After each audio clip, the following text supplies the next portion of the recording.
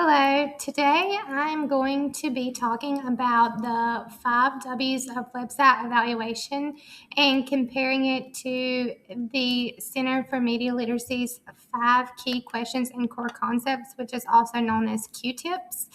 It's very important that we look at these two frameworks and compare and analyze them because this day and time we are exposed to so much information. Our students are exposed to so much information, whether it be online through websites or social media, advertisements, videos, news sources, reels on TikTok or Facebook or YouTube, whatever it may be.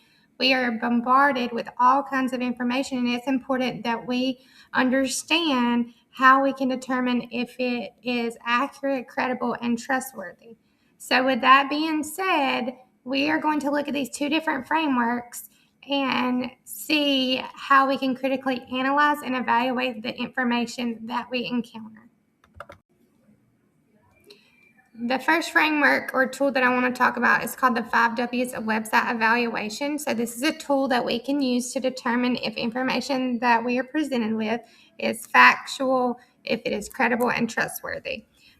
This framework teaches us to ask ourselves 5 different questions. What? So what is it about? Is it fact or opinion?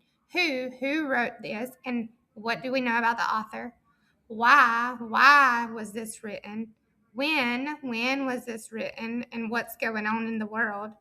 Where was this published, and do we know about the quality of the publishing organization? And how did the author give this information? How did they present this information? So this process helps us to identify reliable information, recognize bias, and make informed decisions on what we are reading online. This is especially useful when students are conducting their own research and evaluating websites for academic purposes. This framework is what we call Q-tips. It is designed to help us critically analyze media messages. So this can be applied to a wide variety of media, including advertisements, social media posts, videos, websites, news-related stories, and other forms of communication. And Q-tips encourages students to ask themselves who created this message? What techniques are they using to attract attention? How might different people interpret this message? What values or viewpoints are represented, and why was this message created?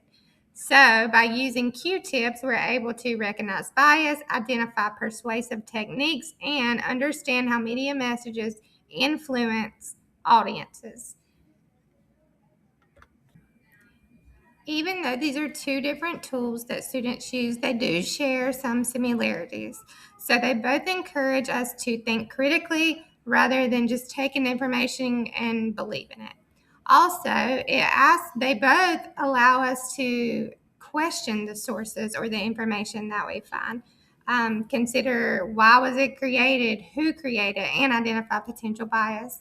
They also help us to become more informed consumers of information by teaching us how to analyze the information before believing it or sharing it or buying it. And they both support digital and media literacy skills that we need for navigating today's online world. This helps us to become critical thinkers so that we can make good decisions as citizens and about the information and media that we encounter. Both of these tools are different in many ways, but the 5 W's of website evaluation is designed mainly to focus on helping students determine whether information is credible and trustworthy from websites. It focuses on evaluating sources by determining who wrote it, what was the purpose, the currency, and evidence. And this makes it especially useful for research projects and online information. On the other side of that, the Q-tips framework focuses on analyzing media messages and understanding how they use persuasive techniques to influence audience. So rather than asking why information is trustworthy, students can determine, the persuasive techniques, target audiences, viewpoints, and the values that are communicated. such as in advertisements, video, social media posts, things like that. So, in simpler terms, the 5 W's help students answer the question about, can I trust this information? More information literacy based. Q-tips help students answer the question, how is this message influencing me? Which is more media literacy based. After watching this short advertisement on YouTube about the My Little Squishy Dumplings, I used the 5 W's of website evaluation. I first identified who created this message. A toy company named Wowie created this ad. Next, I considered, what is the purpose of this advertisement? Obviously, to persuade kids to buy that toy or to tell their parents to buy it. And I also examined where this advertisement was published, when it was released, and why was it created.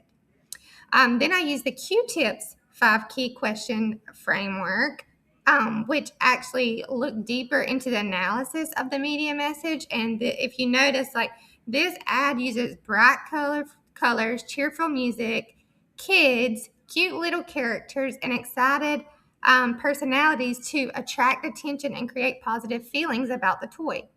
So, different audiences may interpret this message differently. Children may see the toy as, fun and exciting. I have to have it. And parents are viewing it as, oh, I might want to buy that for my kids. They would love that.